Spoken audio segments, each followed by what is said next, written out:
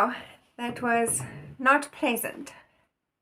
This is a take 2 because apparently I have previously been talking to a photograph instead of the video setting. So that was only 7 minutes of my life gone by, and I will try and just recap my stride I was getting into. So hello everyone and welcome to G Crochet Off the Hook. I'm G Geraldine, and I'm very pleased to have you join me on my crochet journey as I share that and the makes that come along with it. So I was getting into talking about the hashtag Stash Busting Challenge 2025 hosted by Jenny from In My Spare Time Crochet, and the little dilemma that I was finding myself in, which is going through my stash and I actually think falling down a rabbit hole and spending way too much time looking at patterns and not enough time crocheting. But it's all for a good cause, because I do believe I'll be stronger for it at the end of the day and know what it is that I actually enjoy crocheting and the things that I seem to be just collecting but may never actually get to crochet. And the lovely Lynn the penguin, hi Lynn, thank you so much for your suggestion of trying to keep things simpler by having a completed folder with digital patterns and then the uncompleted folder with the other patterns, and that way perhaps I'd be able to keep things a little more straight. And I was having a eureka moment, and I had grabbed my laptop with a very large cup of coffee and thought that's exactly what I'm going to do. It's a point of just taking what's done, putting it into a folder and leaving the others behind. But I had already many moons ago complicated things for myself, because I was saving patterns that I have under categories, under themes, under household makes, wearables, toys, ornaments, and the list goes on. I had sort of, my brain does like to have things in a certain order. On top of that, I was also keeping things by designers. So for instance, the first folder that I had tackled, and you can see I was wonderfully scribbling away just to get myself some sort of record, and the first 60 folders that I went through were 60 most used designers patterns that I have in PDF form. That's 60 designers, and of them I went through what I had crocheted from them collectively, and that was 286 patterns. Now, it doesn't mean I only did 286 of those patterns. I could have done duplicates or more than duplicates of those particular patterns. That left me with an astronomical number of 331 patterns between those 60 designers that I have not yet crocheted. And I realized when I started going through that list, and no, I haven't completed it, my brain is numb, I actually want to pack away the patterns and not look at them for a while, was that I have collected patterns that I think I would want to make, and then when I actually see the pattern I realize, pretty to look at, not really what I want to tackle. And that's why the pattern stash has grown, because I keep collecting things that I think look wonderful, maybe a challenge and good to make, but when I actually have the pattern, I'm sort of, maybe not. But it's a good thing I have it. Someday I might come back to it. And that's where I'm going to leave this saga for now, because I have just looked at too many patterns. And I still can't make up my mind of which of those I want to make for the month of March. At the same time, there are other patterns that I am seeing and I'm really trying to keep myself away from a purchase button because I know I have one credit available at the moment, and quite frankly, I don't think I should buy anything, but my eye keeps seeing crochet candy. So let's leave the patterns for the minute. I do have unfinished projects that I can work on this weekend as I let all that brain numbing numbers of patterns that I actually do have on hand sink in and maybe fade away a little bit, and I'll feel better. I should feel better about where I'm at. So that doesn't mean I haven't been crocheting this week, and I do have a project that I need to look into. A friend of mine has asked me to crochet a zebra and a lion for a very special gift coming up in, I think it's April. So I am going to be hopefully visiting my happy place yarn store, which is about 50 minutes to an hour away from where I am. So it was fun, simple makes for me off the hook this week, starting with this adorable little bunny that I made by Rnata. I believe this pattern is also available with Hobbii. I have a lot of Rnata's patterns. This little one is a sitting bunny. Really cute, pretty quick make to make, with this little carrot which I decided to make in these fun colors because I did recently have a packet of purple carrots.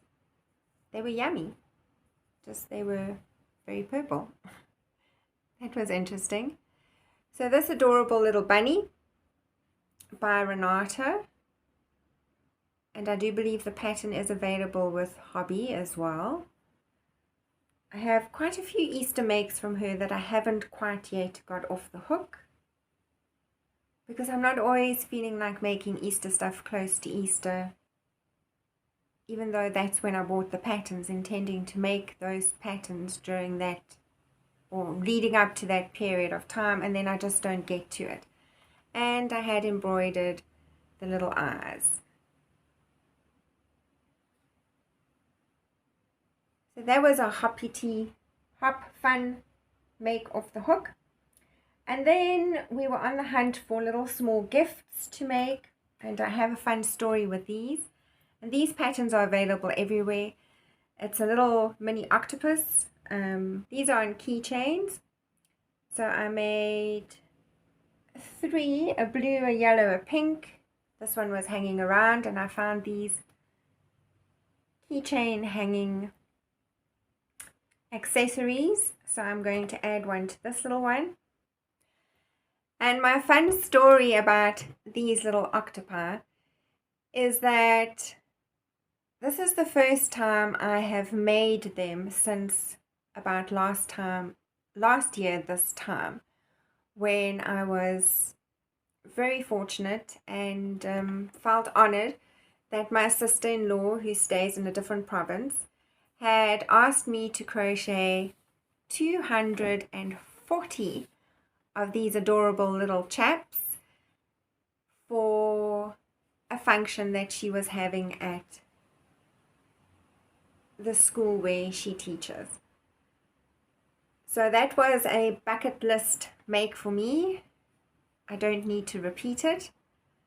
I enjoyed every moment of the make,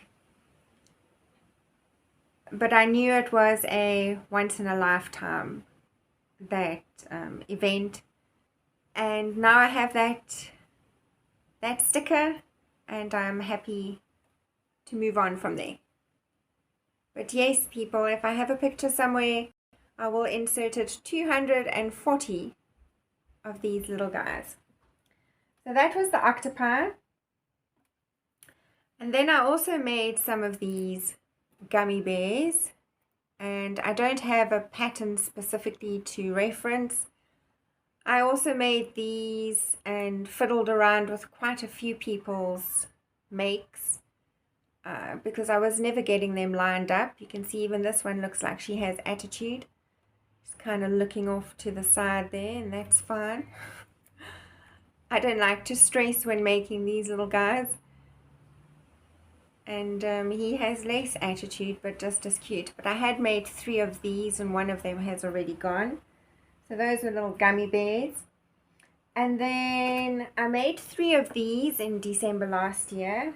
And this is a pattern by a tutorial by Treasured Hometown here on YouTube. And it's for this adorable little ducky. So I got 1, 2, 3 of these little guys off the hook. And I really enjoy these. It's the perfect size, great shape, very quick make. And that's by Treasured Hometown, these little duck plushies. Now, these plushie makes have been made by Elise Velluto. And as I have mentioned before, this was the first plushie yarn that I had available to me when the big thing about plushies came out everywhere. And the other one, which I think I made a make last week, or my February makes, Ace the Alligator, was made using Kismet's Velvet Plush. 2 totally different yarns. This one is, for me, a very thick plushie, and the Kismet Velvet Plush is a much thinner strand. Now, the Elise Velluto, the downside for me when I'm making a specific pattern from somebody, there is only 68 meters in this 100-gram board, where with the Kismet Velvet Plush there's 120 meters in a 100-gram board. That alone should tell us the Kismet one is a much thinner strand. So normally when I do a make with this, I would need like a Ace the Alligator would have taken, I would have had to have bought 3 of these. Whereas I made the whole of Ace the Alligator out of 1 skein of the Kismet Plush. And with both of them, though, I use a 4mm hook. And one of the videos I watched now recently, I did see that Robin from Knotting Hook Crochet, I saw that she had been sent 1 skein of this Elise Velluto, and I can't wait to see what she has to say about it, because as you know, I don't have reference to all the lots and lots of names of plushy yarns that I hear everybody talking about on the YouTube streets from all over the world. I only really have reference to this one and the Kismet Velvet Plush. I do know that Ella Yarns has also got a plush yarn, and I do actually have in my yarn stash, I just haven't pulled it out, so it will be interesting to see what, I know she did say it felt very, very soft, but I'm interested to know what sort of plushy size she would get out of her skein that she's received in the mail. So that's going to be very exciting. And I have seen also on Instagram that many more people are pulling up this particular yarn. So I wait to hear everybody's verdict. I had posted on Instagram, and I am still busy with them, is these little Tunisian crocheted butterflies. Now sometimes when I have variegated yarns lying around, like this is a variegated yarn, but it only had a red piece, I do like to make these little Tunisian crocheted butterflies and put them on a brooch or sometimes a magnet. So I am hooking away happily. That's one made out of chunky yarn. Also just something I've watched a couple of years ago, made notes on, and then fortunately I was able to decipher my notes and make a whole bunch of these little butterflies. And then other than the beanies that I am hooking every week, and I will share my third batch of beanies towards the end of the month, that's pretty much all I've had off the hook.